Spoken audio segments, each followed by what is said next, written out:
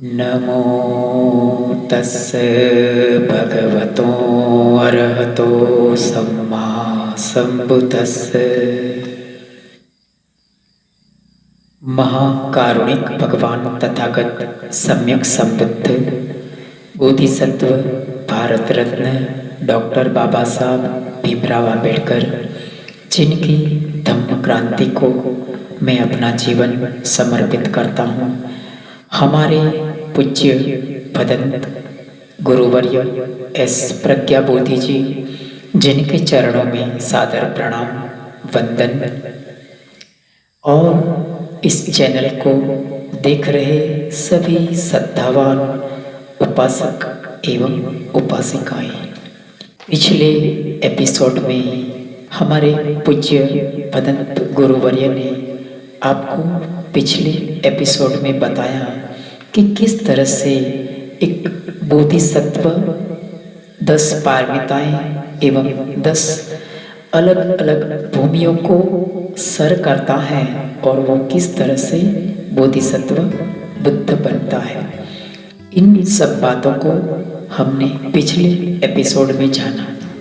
तो आइए हम अगले एपिसोड में हम जानते हैं कि भगवान बुद्ध, उनके पूर्व काल में जो ऋषि थे, जो अलग अलग मतांतर दर्शन फिलोसॉफी के मानने वाले जो ऋषि थे, उनका दर्शन क्या कहता था, उनकी जो फिलोसॉफी किस तरह से उनकी मान्यता थी, इन सब बातों को इसमें हम जानते हैं। और जो भगवान बुद्ध ने जो अलग अलग ऋषि हो गए, उनकी दर्शन, उनका क्या मतांतर था, उसको इस एपिसोड में जानते हैं। और क्यों भगवान बुद्ध ने इन वैदिक ऋषियों को अस्वीकार किया था, क्या उसकी खामियां थी, उसे भी भगवान बुद्ध ने किस तरह से अवलोकित किया था। आइए इस एपिसोड के माध्यम से हम समझते हैं। भाग 5वां, बुद्ध और उनके पूर्ववर्ती, अर्थात भगवान बुद्ध के पहले हो गए वो पूर्ववर्ती, बुद्ध और वैदिक ऋषि। वेद जो है वे मंत्रों अर्थात स्तोत्रों या स्तुतियों का संग्रह है। इन स्तोत्रों ऋचाओं का पाठ करने वाले को ऋषि कहते हैं। अर्थात जो वेद थे उसमें जो मंत्र थे, श्लोक थे, स्तुति था, उनका जो पाठ करते थे उसको ऋषि कहा जाता था। ये मंत्र इंद्र, वरुण, अग्नि, सोम, ईशान, प्रजापति, ब्रह्मा, महिद्वी, यम तथा अन्य देवताओं का आह्वान अर्थात प्रार्थनाएं मात्र है। कहने का अर्थ यह था कि जो मंत्र थे उसमें जो अलग अलग प्रकार के देवी देवता थे, जैसे कि इंद्र है, वरुण है, अग्नि इत्यादि, उनको बुलाने के लिए, उसका आह्वान करने के लिए, उसको प्रार्थना करने के लिए मंत्र का उपयोग किया जाता था। आह्वान अर्थात प्रार्थनाएं बस शत्रुओं के विरुद्ध सहायता प्राप्त करने के लिए है, उपहार स्वरूप धन प्राप्ति के लिए है, भक्तों से भोजन, मांस और सुरा की भेंट स्वीकार करने के लिए है।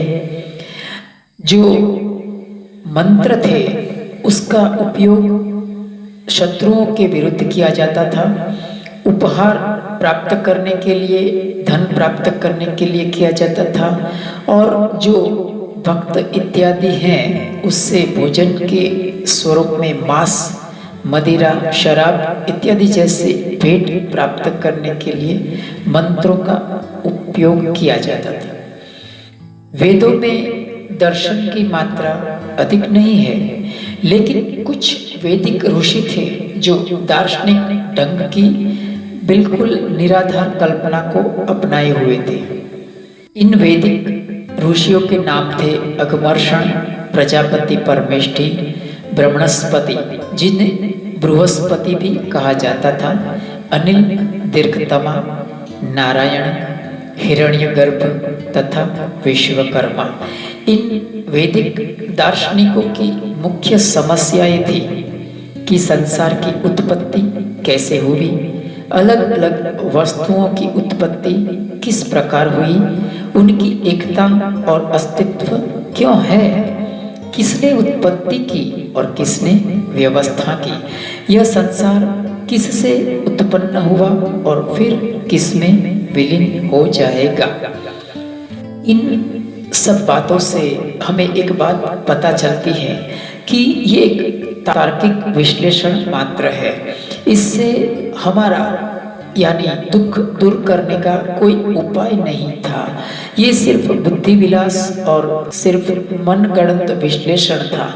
इसीलिए हम जानते हैं कि भगवान बुद्ध ने 11 प्रकार के प्रश्नों को बिल्कुल ही निकाल बाहर कर दिया था। 11 प्रकार के प्रश्नों का भगवान बुद्ध बिल्कुल जवाब नहीं देते थे। इसका कारण यही था कि इस तरह की जो तरह तरह की दार्शनिक परिकल्पनाएं हैं, मनगढ़ंत विश्लेषण है, उससे ना तो हमारे दुख के साथ संबंध है, ना तो दुख मुक्ति के साथ संबंध है। आगे अघमर्षण का कथन था कि संसार की उत्पत्ति तपस ताप से हुई है।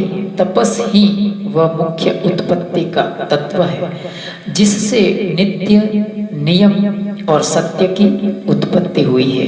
इन्हीं से रात्रि तमस की उत्पत्ति हुई है। तमस से जल की उत्पत्ति हुई और जल से काल की, काल से सूर्य की तथा चंद्रमा की, स्वर्ग और पृथ्वी, अंतरिक्ष और प्रकाश तथा दिन और रातों का विधान हुआ।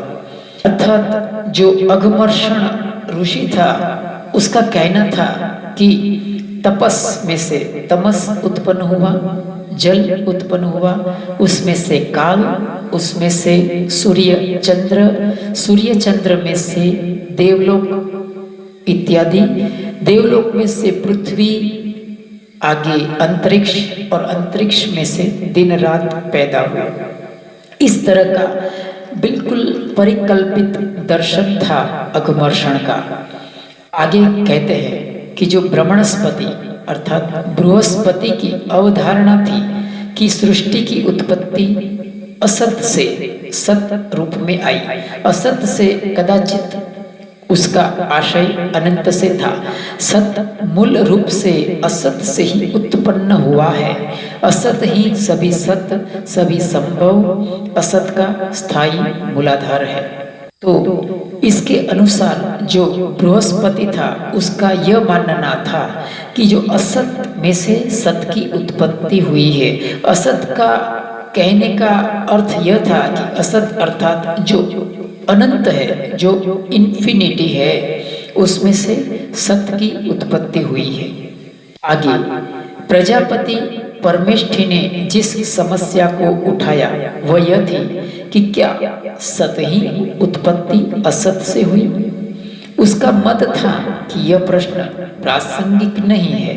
उसके मत के अनुसार समस्त जगत का मूलाधार जल है। उसकी दृष्टि में मूल तत्व जल है और जो न सत के अंतर्गत आता है और न असत के। तो प्रजापति परमेष्ठी के अनुसार जगत की उत्पत्ति के लिए सत असत जिम्मेदार नहीं है। उसके दर्शन के अनुसार जगत का जो मूलाधार है वो जल है और जल में से सभी तत्व की उत्पत्ति हुई है। आगे परमेष्ठी ने जड़ तत्व और चेतन के बीच कोई विभाजक रेखा नहीं खींची। उनके मत के अनुसार किसी निहित तत्व के ही कारण जल तत्व भिन्न भिन्न वस्तुओं का आकार ग्रहण करता है। उसने इस विश्वव्यापी इच्छा शक्ति को कर्म का नाम दिया। तो जो परमेष्ठी था उसने तो जड़ और चेतन के बीच में कोई भेद रेखा ही नहीं डाली। और उसके मत के अनुसार जो जल है वो कोई मानी इनविजिबल फोर्स अर्थात कोई अदृश्य शक्ति के कारण ही विविध आकार ग्रहण करता है और उस शक्ति को परमेष्ठी ने कर्म का नाम दिया। आगे अनिल नाम का एक दूसरा वैदिक दार्शनिक था। उसके अनुसार उसके विचार में वायु ही मुख्य तत्व है। इसमें गतिशीलता के लिए अंतर्निहित क्षमता है। यह उत्पादन के मूल तत्व से संपन्न है। तो कहना था अनिल नामना दार्शनिक जो था उसका जल तत्व मुख्य तत्व नहीं है बल्कि वायु तत्व से सबकी उत्पत्ति हुई है। आगे दीर्घतमा का मत था कि समस्त जीवित प्राणी अंततः सूर्य पर निर्भर करते हैं। सूर्य थम गया है और अपनी अंतर्निहित शक्ति से आगे पीछे धकेला जाता है। दीर्घतमा दार्शनिक का मत यह था कि सूर्य ही सब कुछ है, सूर्य के कारण ही सब कुछ हो रहा है और सूर्य भी कोई अदृश्य शक्ति के कारण आगे पीछे व्यवहार करता है, वो अस्त होता है, उदय होता है। आगे सूर्य किसी भूरी शक्ति के पदार्थ से बना है और वैसे ही विद्युत तथा अग्नि भी निर्मित है। सूर्य विद्युत और अग्नि से ही जल का बीजांकुर बनता है और जल पौधों का बीजांकुर बनता है। दीर्घतमा के ऐसे विचार थे। तो दीर्घतमा जो दार्शनिक था उसका यह कहना था कि सूर्य विद्युत और अग्नि से जल तत्व का बीजांकुर होता है, अर्थात सूर्य विद्युत और अग्नि से जल निर्मित होता है। जल में से तरह तरह का पौधे का बीज अंकुरित होता है, अर्थात वृक्ष में बीज होता है, बीज में वृक्ष होता है। उसके पीछे का जो मेन कारण है वो सूर्य विद्युत और अग्नि है। आगे नारायण के मत के अनुसार, नारायण नाम के दार्शनिक के मत के अनुसार पुरुष अर्थात ईश्वर ही जगत का आदि कारण है। पुरुष से ही सूर्य, चंद्रमा, पृथ्वी, जल, अग्नि, वायु, अंतरिक्ष, आकाश, क्षेत्र, ऋतुएं, वायु के जीव, सभी पशु, सभी वर्गों के मनुष्य तथा सभी मानवीय संस्थाओं की उत्पत्ति हुई है। तो जो नारायण दार्शनिक था उसका यह कहना था कि कोई अगम्य पुरुष अर्थात ईश्वर समस्त जगत का कारण है, वो आदि कारण है, वो उपादान कारण है और पुरुष अर्थात ईश्वर से ही समस्त जगत में सूर्य, चंद्र, पृथ्वी इत्यादि का जन्म हुआ है। आगे सिद्धांत की दृष्टि से हिरण्यगर्भ तो परमेष्ठी और नारायण के बीच के मत का था। हिरण्यगर्भ का मतलब है स्वर्ण बीजांकुर। यही विश्व की वह महान शक्ति है जिसमें से दूसरी सभी पार्थिव तथा दिव्य शक्तियों तथा अस्तित्व की उत्पत्ति होती है। हिरण्यगर्भ का अर्थ है अग्नि। यह अग्नि ही है जो कि सौर मंडल का उपादान तत्व है और विश्व की उत्पादक शक्ति का सिद्धांत है। तो सिद्धांत की दृष्टि से देखा जाए तो हिरण्यगर्भ जो था उसका जो दर्शन था वो परमेष्ठी और नारायण के दर्शन के बीच का था। परमेष्ठी के मत के अनुसार कर्म को मूल तत्व माना गया था। दूसरी तरफ नारायण के मत के अनुसार ईश्वर को जगत का आदि मूल तत्व माना गया था। लेकिन हिरण्यगर्भ का यह कहना था कि अग्नि ही है जो कि सौर मंडल का उपादान तत्व है, अर्थात अग्नि से ही पूरा समस्त जगत बनता है और सब कुछ अग्नि से अर्थात सूर्य से, सौर मंडल से उत्पन्न होता है। आगे विश्वकर्मा के मत के अनुसार ऐसा मानना अपर्याप्त और असंतोषजनक है कि जल ही सभी वस्तुओं के आदि मूल में है और जल ही समस्त संसार की उत्पत्ति हुई है और इससे ही इसे गतिमान होने की अंतर्निहित शक्ति मिली है। यदि हम जल को ही मूल उपादान माने तो अंतर्निहित परिवर्तनशीलता के सिद्धांत के अधीन है, तो पहले हमें यह बताना होगा कि जल की उत्पत्ति कैसे हुई और जल में वह शक्ति व उत्पादक सिद्धांत कहाँ से आया और शक्ति के मूल तत्व, अन्य नियम और शेष सब कुछ कैसे अस्तित्व में आए। कहने का अर्थ यह था कि जो विश्वकर्मा था उसका मानना था कि जल तत्व से उत्पत्ति हुई है, ये मानना अपर्याप्त एवं असंतोषजनक है, क्योंकि जल की उत्पत्ति फिर कहाँ से हुई और फिर जल की जो शक्ति है उसका जो अंदर का जो उत्पादक का सिद्धांत है वो कहाँ से आया। इस तरह से विश्वकर्मा ने जल तत्व से सभी निर्मित हुआ है इस बात का खंडन किया। आगे विश्वकर्मा का मत था कि ईश्वर ही सबका उपादान कारण है, मूलाधार है, ईश्वर आदि में है, ईश्वर अंत में है, वह इस दृश्य संसार के पहले से है। इन सभी विश्व शक्तियों के अस्तित्व में आने से पहले भी उसका अस्तित्व है। अकेले ईश्वर द्वारा ही यह विश्व उत्पन्न है और संचालित है। ईश्वर एक और केवल एक है, वह अजन्मा है और उसी में सभी उत्पन्न चीजों का निवास है। वह विचार से महाबली है और उनकी सामर्थ्य भी श्रेष्ठ है। वही उत्पन्न करने वाला है, वही विनाश करने वाला है। पिता की हैसियत से उसने हमें उत्पन्न किया है और यमराज के रूप में वह हम सब के परिणाम से परिचित है। अर्थात विश्वकर्मा का मानना था कि ईश्वर ही सब कुछ है। अर्थात विश्वकर्मा और नारायण दोनों का मत एक समान था, लेकिन विश्वकर्मा के मत के अनुसार ईश्वर को अत्यधिक शक्तिशाली बताया गया। उसको ही कहते हैं कि ओमनी प्रेजेंट, ओमनिशियंट, ओमनीपोटेंट। आगे बुद्ध ने सभी वैदिक ऋषियों को आदरणीय नहीं माना।